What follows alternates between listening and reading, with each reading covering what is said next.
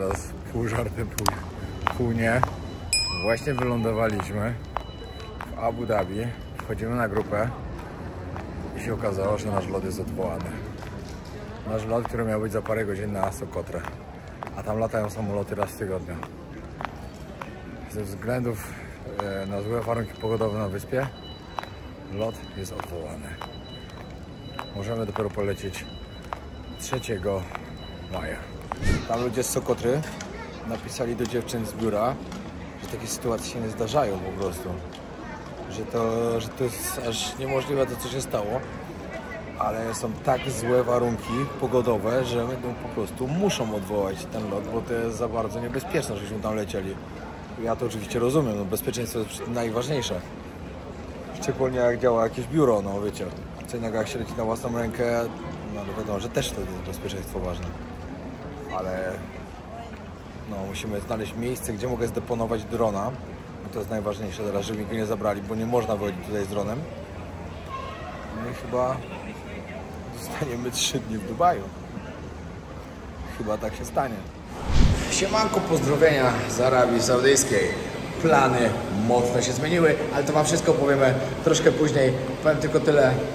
Habibi, come to Dubai. I ja biorę swoją Habibi do Dubaju właśnie. Tak miało być. Tak, przełożyli loty. Poćwiczymy trochę i później wam wszystko powiem.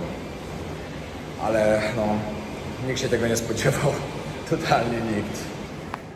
No i tak, jesteśmy na lotnisku w Abu Dhabi.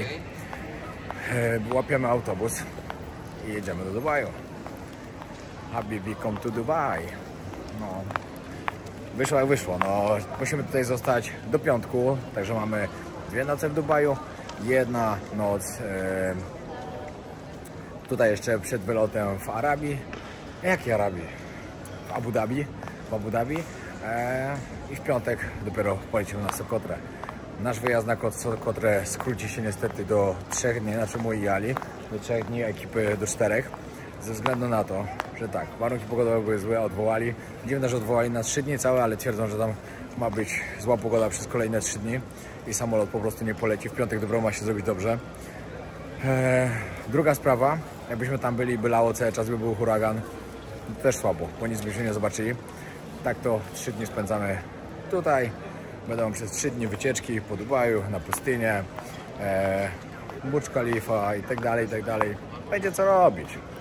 Wiecie, trzeba wyciągać pozytywy. Całe szczęście, że będziemy w takim Dubaju, a nie gdzieś na jakimś zadupiu, gdzieś, gdzie by nie byłoby kompletnie co robić i tak dalej, i tak dalej. Także ja tam się nie przejmuję. Najważniejsze, żebyśmy dotarli w piątek na tą Sokotrę, zobaczyli to, co chcemy zobaczyć i po 3 dniach polecieli, znaczy ja polecieli dalej. No, ale już bez grupy oczywiście. Bo Jemen musi się udać, a do Jemenu muszę polecieć Sokotrę. No wiem, że Sokotra też Jemen, ale chodzi mi o Jemen kontynentalny. Jest nasz autobus z lotniska w Abu Dhabi do Dubaju.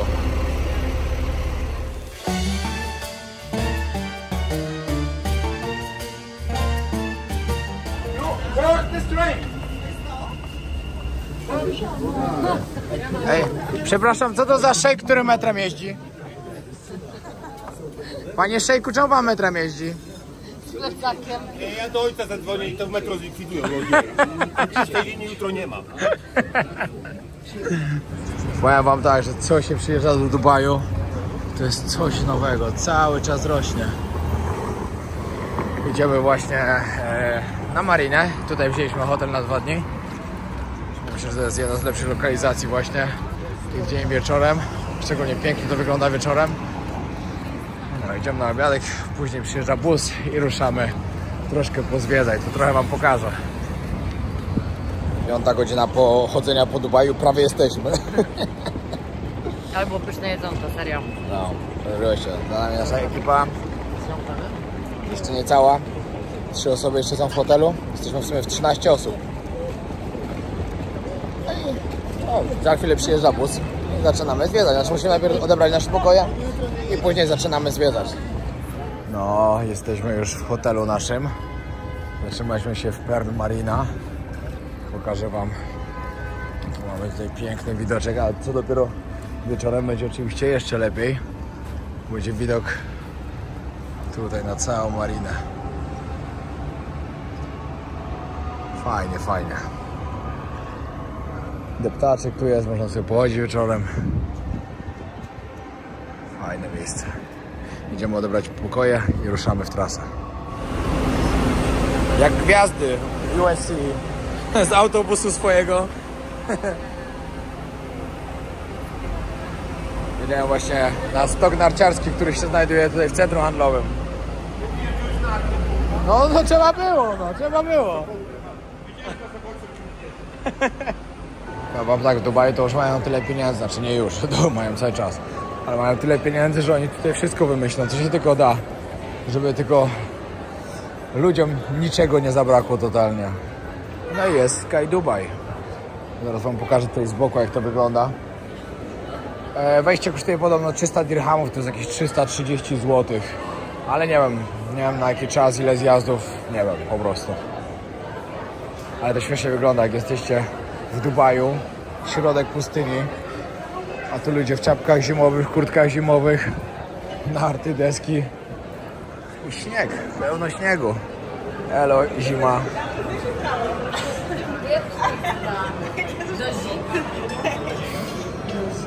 Zmarzę, jak tam wyjdziemy. Ale ciekawe to jest bardzo, naprawdę ogólnie.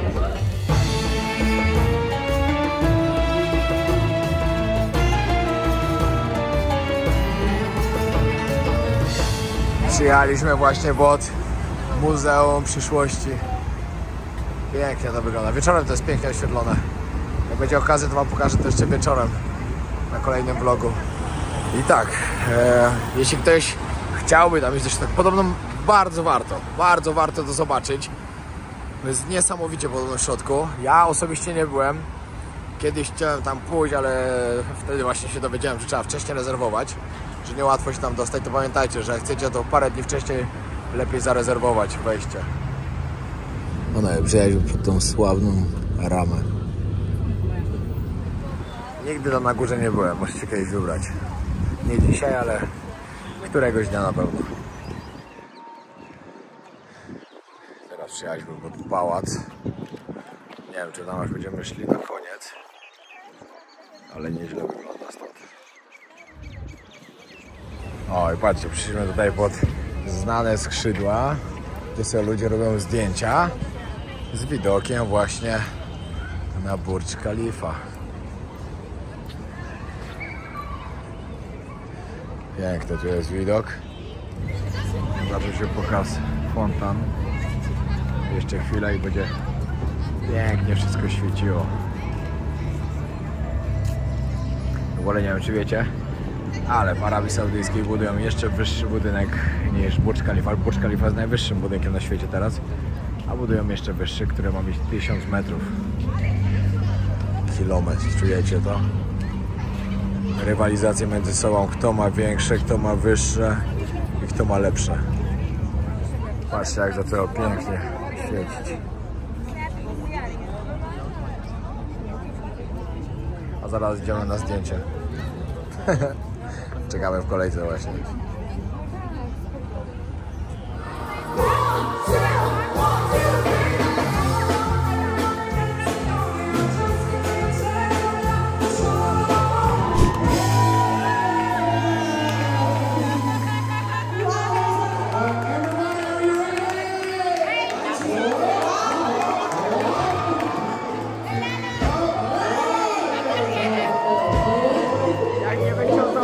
To ja też nie wiem.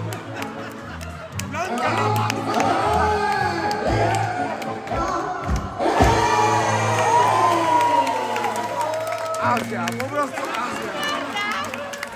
Siemanko. Z pięknej mariny. No ja wam chciałem pokazać, ale zmieniły się plany. Chyba chciała pójść na imprezę. Teraz większość jeszcze śpi. Ja już po śniadaniu idę zaraz poćwiczyć. Niestety złe informacje do nas doszły. Pomyślcie sobie to. Ja nie wiem. Mam nadzieję, że tak nie będzie, od razu mówię.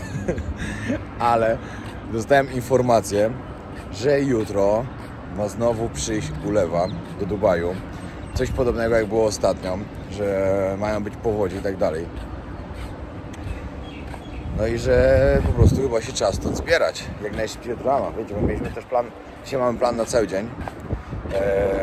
Rano mamy Burcz Khalifę, ktoś chce jechać. Później mamy pojechać na pustynię. Na pustyni tam mamy jakieś kłady, deska, znaczy można zjeżdżać na tym sandboardzie i tak dalej, i tak dalej. Całkiem spoko plan. Ale jutro rano mieliśmy pojechać na Palmę, znaczy po śniadaniu. Mieliśmy pojechać na Palmę i tam jest taki hotel z takim infinity pool, że widać z góry całą tą palmę, która jest zrobiona. A dzisiaj dostałem wiadomość właśnie, że od jutra mają być te ulewy. I musimy od razu, jak się tylko zacznie, wsiadać w busa i stąd uciekać. Bo jak zaleje znowu Dubaj, tak jak ostatnio, to znowu nie wylecimy. Nawet nie chcę o tym myśleć. Ale to by była jakaś po prostu katastrofa. Trzymajcie kciuki, żeby tak się nie stało. I żeby dzisiaj, bo dzisiaj już zapowiadają trochę deszcz, żeby dzisiaj do niego nie doszło. No a jutro to już w ogóle. Bo jak nie, to by trzeba szybką podtykę robić jutro i Abu Dhabi. I czekać, żeby tylko stąd wylecieć. Jeszcze jeden był plan taki, żeby wynająć po prostu jutro jakiś mały jacht i popłynąć tam na Palmę, zobaczyć te najładniejsze hotele.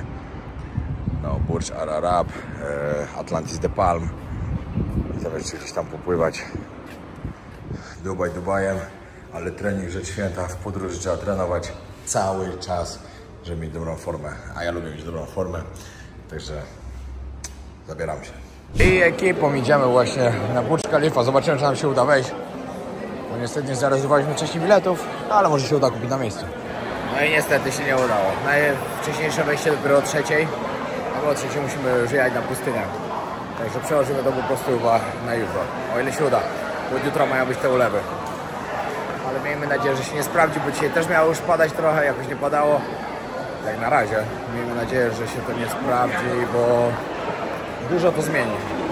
Jedziemy już na pustynię, będziemy mieć tam przygodę dzisiaj, pokażę wam wszystko, jak fajnie będzie wyglądało. Mamy tam tak praktycznie 6 godzin, nie wiem ile tam będziemy jechać, ale 6 godzin jest czas całej wycieczki, całego wyjazdu naszego. Także trochę na pewno tam zrobimy, piękny zachód słońca będzie też na pewno. No, miejmy nadzieję, że słońce się otrzyma do jutra. Jest śmiesznie, a będzie jeszcze lepiej. Połowa ekipy już coś tam sobie pije, reszta ma po prostu dobre humory. W ogóle powiem wam, że mamy taką świetną ekipę. Wczoraj na imprezie naprawdę było super. Niektórzy to o 4:00 rano skończyli, ja to pierwszy uciekłem. Wiecie, ja to jestem imprezowy, ale nie zawsze. A wczoraj już czułem, dobra, przyznam szczerze, miałem takiego jetlaka, że o 1:00 się czułem, jakby była już 5:00 rano. I mówię, jak mam usnąć przy stoliku, to wolę jechać do domu. No, ale nikt nie miał tego za złe, to najważniejsze. Wiedzieli jak jest, wiedzieli, że mam jetlaka. No i teraz się zbieramy, pustynia, no już ekipa kombinuje, jak później znowu iść na imprezę. Żeby wykorzystać ten czas, że jesteśmy tutaj, w cywilizacji, bo jak będziemy na Sokotrze, będą namioty, będzie zupełnie inny klimat. Także trzeba jeszcze skorzystać. Jesteśmy już na skraju pustyni, właśnie chłopaki spuszczają powietrze trochę z kół, żeby były trochę flaki. I ruszamy na przygodę, kazali zapiąć pasy, także będzie wesoło.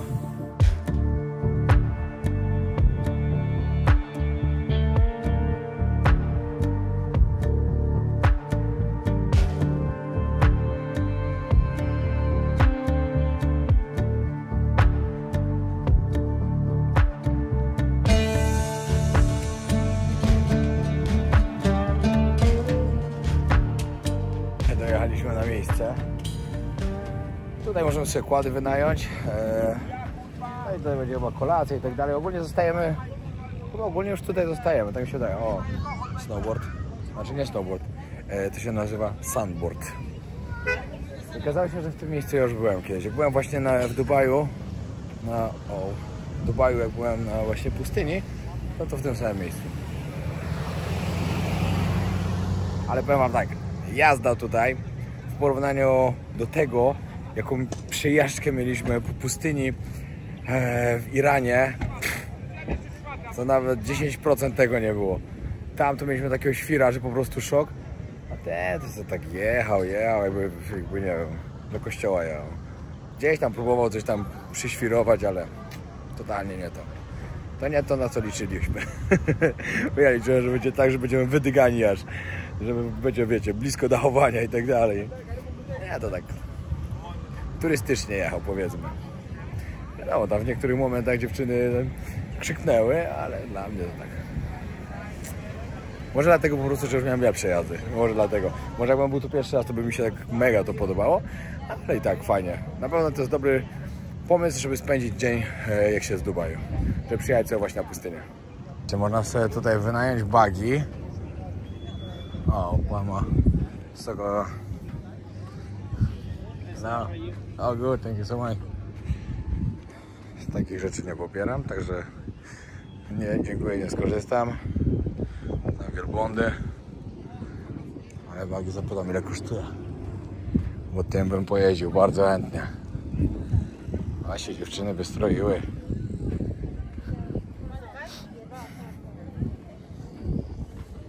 No, w Tajlandii mój kolega takiego ma. Nie, jednak rezygnuję z buggy. Nie ma po co, wiecie jak to jest. Nie ma co świrować. 800 zł są za pół godziny jazdy. Oszaleli trochę. Teraz chłopaki kupują ciuchy i idą zaraz zdjęcia z wielbłądami robić. Można trochę pamiątek pokupywać. To jest akurat nieraz fajne. To przyznam, że to mi się podoba, bo jak robią to właśnie z tych różnych kolorowych piasków farbowanych, nie, muszę zdjąć coś pod spodem. no to nie ma co gadać, ale to ładnie wychodzi. Even pants. Digi digi dong.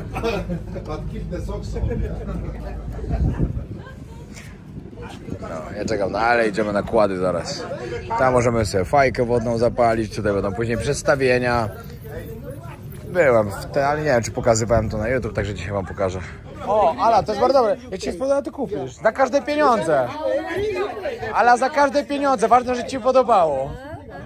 Ale to jest to, co mówiłaś. Tak. 200. I want to rent it. I don't want to wear it forever. Ona mówi jak ta, jak ty I hinduska. want to.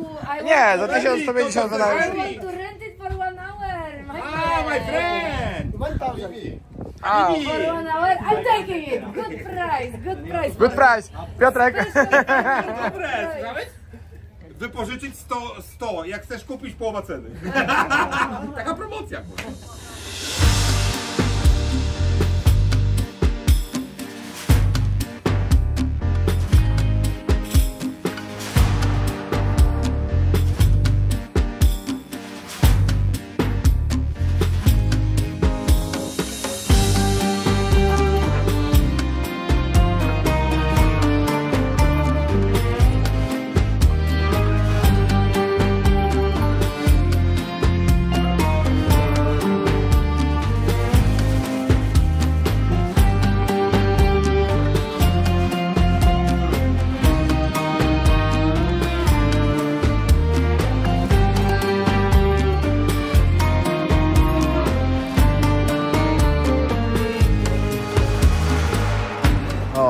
Jutro jak będzie pogoda, to właśnie tak będziemy tutaj wpływać, ale niestety zapowiadają powodzie na jutro.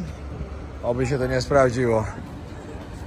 Ale pięknie, tak sobie tutaj płynąć przez lagunę, przez lagunę, no. Marinę, nie lagunę.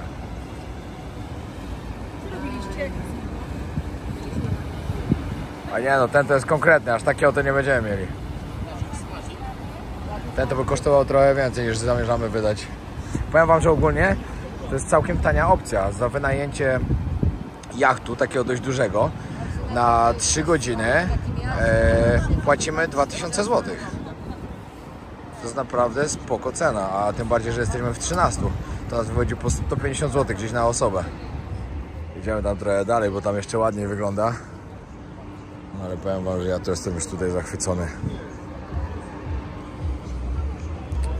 Kiedyś mieć tutaj jeden taki apartamencik, fajnie by było, a powiem wam, że ceny wcale nie są duże, tak by wam się wydawało. Bo tutaj można kupić mieszkanie w apartamencie w cenie takiej jak w Warszawie, albo jeszcze nawet niżej. Znaczy też wiadomo, zależy jakie chcecie duże, ale wcale nie są tak drogie. Źle się rozpoczął ten dzień. Chodźcie już. Już kałuże takie z wodą. Kurde. Trzeba uciekać z Dubaju. Trzeba uciekać, bo jak nas zaleje, to stąd nie wyjedziemy. O, jutro musimy wylecieć na Sokotrę. Jest 9 rano, idziemy szybko na śniadanie. Trzeba zbierać ekipę, jeśli zbierać. No chyba, że ekipa się będzie długo zbierała, no to jeszcze pójdę na siłownię. Wiadomo, że nie tracić czasu. Ale na pewno trzeba wyjechać z Dubaju. Bo jak znowu się zrobi powódź, to będziemy w dupie. Niestety. Dobra, jest światełko w tunelu, przestaje padać. Światełko w tunelu tam widać. O, widzicie? To jest ten tunel. Nie, no może się jeszcze uda nasz plan. Rano postraszyło, już jak wstałem mówię, o kurde, musimy stąd uciekać. Ale jak na razie się poprawia, teraz już tylko kropi, możecie zobaczyć. Także nie odpuszczamy akcji. Czekamy na to, co będzie za parę godzin. A jak będzie dobrze, to realizujemy nasz plan z katamaranem. Jak pada deszcz? Trening, ale kok się napnij rękę. Ale pokaż, ile masz w łapie. Pokaż, ale ile masz w łapie. Niech widzą, nie? To nie ma żartów z tobą, no. To nie ma żartów. Ale są jaja. Przyjechał po nas kierowca, który nas miał cały dzień wozić jeszcze po Dubaju. Myśmy sobie pojechali teraz do shopping center, no do Dubai Mall, po prostu do centrum tam, żeby zjeść sobie obiad, na kawę jakąś. Trochę czekać, bo od 13 ma być bardzo, znaczy nie bardzo, ale dobra pogoda. A on twierdzi, że Dubaj jest nieprzejezdny. Patrzcie, tu nawet nie ma kałuż. Ja wiem, że ktoś powie, że w innych miejscach może być tak, ale sprawdzaliśmy na nawigacji, pytaliśmy się ludzi. Mówią, że bez problemu można nam dojechać. Także po prostu próbują nas oszukać. Powiedzieli, że oni nas mogą tylko zawieźć do Abu Dhabi i koniec. Chcą skasować za cały dzień, a zawieźć nas tylko do Abu Dhabi. Masakra, ale nie dajemy się, bo nie ma nawet takiej opcji. Wiecie, jak pojedziemy do Abu Dhabi, tam nie ma co robić. W Abu Dhabi jest ok, jest ładny meczet, można na chwilę przejść miasto, ale jak ktoś już był, to jest bez sensu w ogóle tam jechać i wolimy zostać w Dubaju. Coraz lepiej wygląda, nie ma co. Ale trudno, zobaczymy zaraz, co powiedzą i prawdopodobnie po prostu zrezygnujemy z kierowcy. Jak się już przygotowali na to, co miało nadejść, na szczęście nie nadeszło, ale się pozabezpieczali. Byście pytali, jaka pogoda? A nam kazali wyjeżdżać z Dubaju. Ale to nic. Planujemy już, co porobić w Abu Dhabi. Możliwe, że będzie to Ferrari World. O ile pogoda się utrzyma taka i nie będzie padało. A tak ma być. To pewnie tam pojedziemy. No w sumie fajny park rozrywki, to byłoby co robić. Samo Abu Dhabi to jakoś tak nie bardzo jest. Poza tym meczetem, jakieś tam jeszcze rzeczy, ale ja już tam widziałem i dużo osób też widziało. Czy to jest pogoda taka, która wskazuje na to, że nie można nigdzie jechać, bo drogi pozamykane i tak dalej. My odjechaliśmy dopiero 10 km od hotelu, który był w tym Marine. Także w centrum jest podobna pogoda na pewno. Ale już nie ma co. Większość ekipy już zaakceptowała Ferrari World. Jeszcze musimy zapytać 2 osób. Wszyscy się zgodzą i jedziemy do parku rozrywki. Znaczy zobaczymy, co jak dojedziemy do Abu Dhabi, jaka będzie pogoda oczywiście. Ale ja tylko liczę na to, że się pogoda nie zmieni i że dzisiaj dostaniemy, bo dzisiaj mamy dostać informację o to, czy lecimy jutro na Sokotrę, czyli coś znowu nie zmieniło. W ogóle oglądałem dzisiaj fajny filmik o tym, że Sokotra, dajemy to tak na razie tylko na papierze, że całe wpływy w Sokotrze mają właśnie Zjednoczone Emiraty Arabskie. Oni już to parę lat temu sobie tam przejęli i w ogóle całkowicie chcą to zagarnąć, a że Sokotra też chciałaby utworzyć coś takiego, żeby było osobnym, takim jakby małym państwem, niezależnym od Jemenu, bo wiadomo, jak ktoś mówi Jemen, no to raczej ludziom się kojarzy to z wojną, z biednym krajem, no po prostu z czymś takim, do czego za bardzo Sokotra nie pasuje. Ale już się nie mogę doczekać, jak zobaczymy te drzewa piękne, te smocze drzewa, te drzewa z tymi różowymi kwiatuszkami, piękne wydmy białe. Jeju, naprawdę. Będzie super. I drugą część dnia spędzamy... Gdzie my jesteśmy? Ferrari World. Tak. Ferrari World musimy gdzieś kupić bilety, jest dość późno już. Ale coś znajdziemy zaraz. Gdzie to się kupuje? No właśnie. Trzeba się zapytać kogoś. Wydaje mi się, że na górę, bo tam było przejście do Ferrari. Aha, no to dobra. Wbijamy. Wejście tutaj kosztuje 350 dirhamów. Jakieś niecałe 400 zł. Ale fajnie, zawsze tutaj chciałem przyjechać. Łocie, patrzcie jaka Ferrarka. Ale się taką przejechał. Jednoosobowa. Patrzcie. Tutaj kolejna. Nieźle. Mała rakieta po prostu. I powiem wam, że jesteśmy załamani. Najlepsze atrakcje parku rozrywki. Najlepsze atrakcje są zamknięte. Patrzcie co to jest za atrakcja na przykład. Przecież to ledwo jedzie po prostu. Następna atrakcja. Pojeździcie sobie samochodzikami. Symulator zamknięty. Najszybsza kolejka na świecie, najszybszy rollercoaster zamknięty. No nie no, pięknie jest.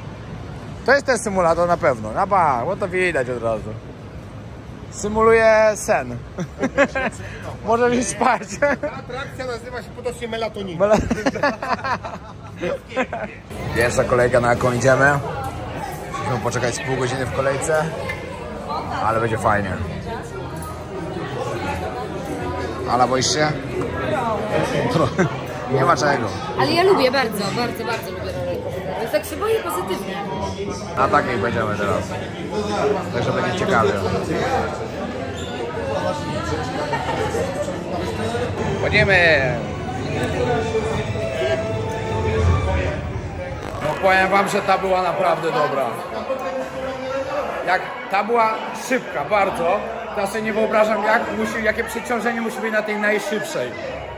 No, na pewno mocne. Dobra, idziemy dalej. Teraz mamy wycieczkę do fabryki Ferrari. Będziemy oglądać, jak produkują. Ale boisz się? Bardzo. Bardzo. Wyczułam, że to będzie bardzo ciężkie. Boję. Przeżycie. Boję. Ta prędkość mnie przeraża. Będę żegał. And rotated 360 degrees, the customer can choose from a range of proposed colors or ask for any color he desires. No, idziemy dalej, idziemy jedno po drugim. Chcemy zaliczyć wszystko, co się tylko da. A zostało nam 2 godziny zostały. Także nie mam jakoś dużo czasu. Ale chcę wam pokazać, jak to wygląda w środku. Wszystko to jest pod taką ogromną kopułą. Ale bałaś się? Na tym poprzednim bardzo. Na tej ostatniej, co nie? Emocje jak na grzybobranie. No nie, na grzybobranie to mamy zawsze duże emocje. A właśnie zależy jakie grzybobranie. Wiecie jak jest. Idziemy na kolejną przejażdżkę. Dobra, to jest kolejny, którym będziemy jechać.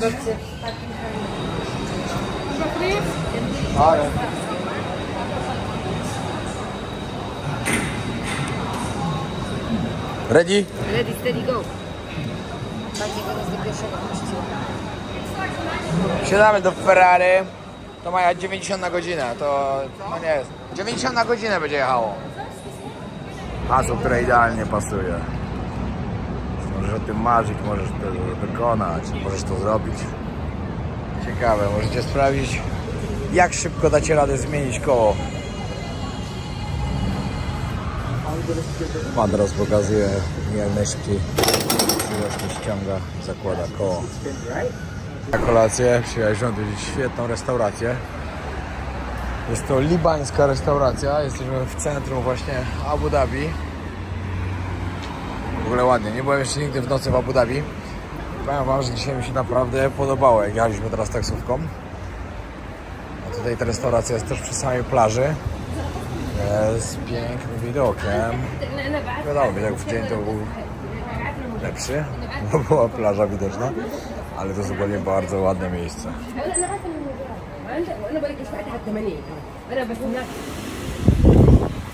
No. Piękne miejsce. I patrzcie, takim widokiem.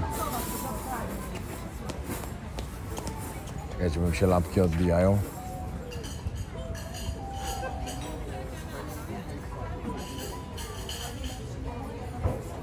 No i dobra, zakończę ten odcinek.